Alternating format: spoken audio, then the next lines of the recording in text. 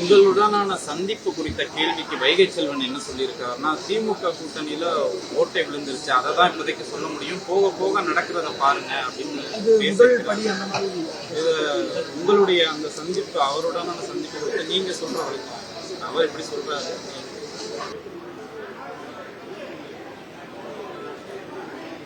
நட்பின் அடிப்படையில் அந்த சந்திப்பு நிகழ்ந்தது, அவ்வளவுதான். அண்மையிலே ஒரு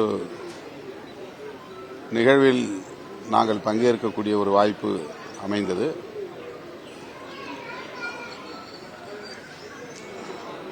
குறிப்பாக விஐடி வேந்தர் அவர்கள் ஒருங்கிணைத்த நிகழ்ச்சியில் நாங்கள் பங்கேற்றோம். அப்போதுதான் அவரோடு எனக்கு அறிமுகம் கிடைத்தது.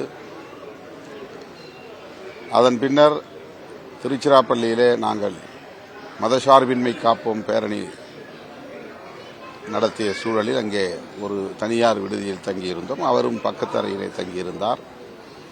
எனக்கு ஒரு புத்தகத்தை அவர் பரிசளித்தார் அந்த சந்திப்பின் போது, அவ்வளவுதான். விடுதலை போரில் சீர்காழி என்கிற ஒரு புத்தகம் அவர் எனக்கு வழங்கினார். பலரின் முன்னிலையில் நடந்த ஒரு சந்திப்பு, அரசியல் ஏதும் பேசாமல் நடந்த சந்திப்பு.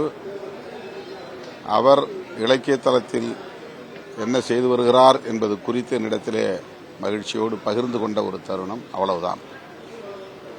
அவரும் அரசியல் பேசவில்லை, நானும் அரசியல் பேசவில்லை.